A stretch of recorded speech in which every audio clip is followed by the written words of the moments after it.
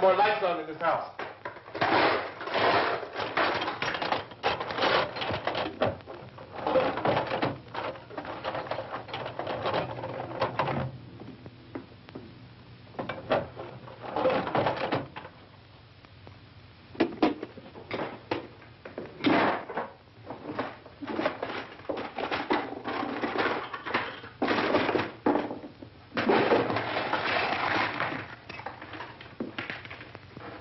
Why don't you see if you can find some wood, some board, something about the fireplace, something we can nail this place up.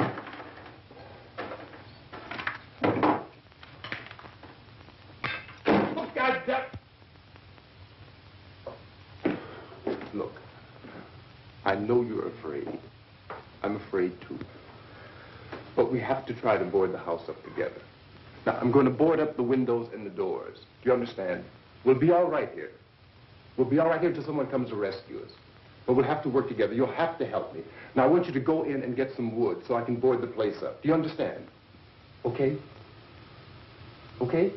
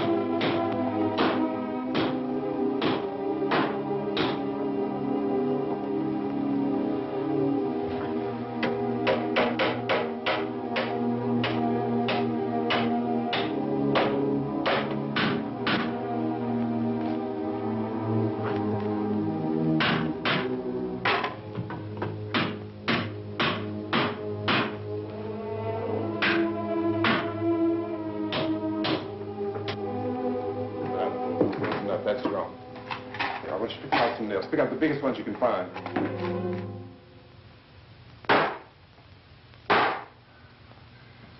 There, this room looks pretty secure. If we have to, we can run in here and board up the doors. Won't be long before those things will be back pounding their way in here. They're afraid now.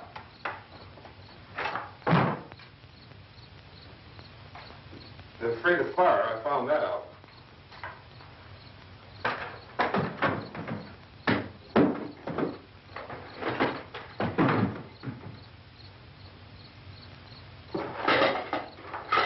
You know a place back down the road called Beekman's?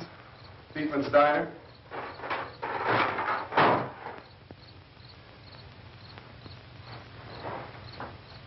Anyhow, that's where I found that truck I have out there.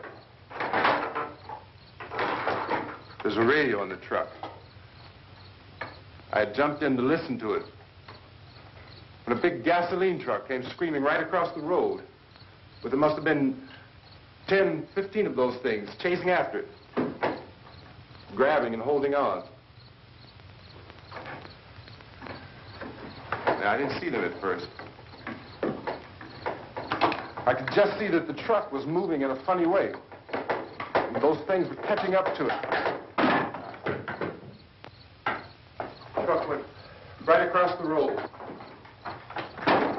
Slammed on my brakes to keep from hitting it myself. It went right through the guardrail.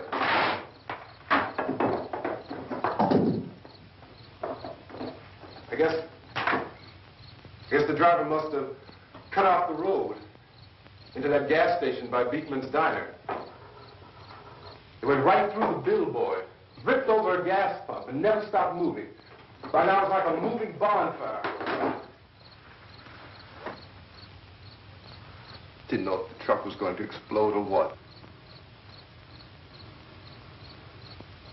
Still, here's a man screaming.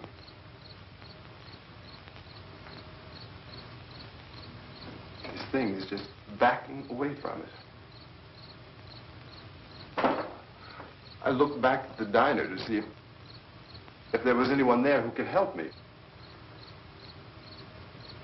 was when I noticed that the entire place had been encircled. There wasn't a sign of light left, except by now there were no more screams. I realized that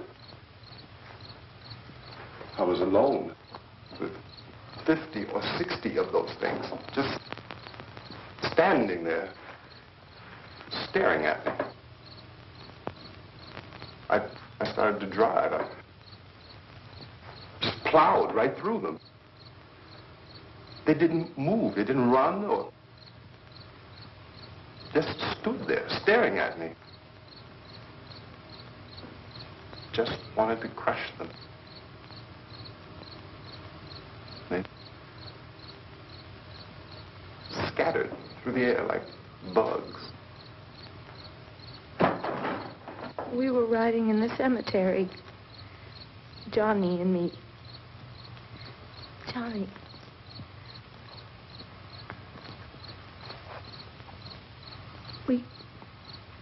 We came to put a wreath on my father's grave. Johnny, and he said, "Can I have some candy, Barbara?" We didn't have any. And, oh, it's hot in here. Hot.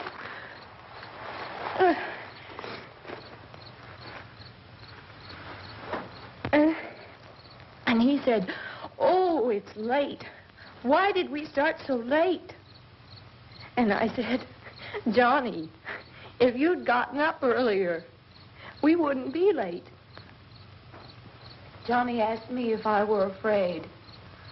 And I said, "I'm not afraid, Johnny." And then this man started walking up the road.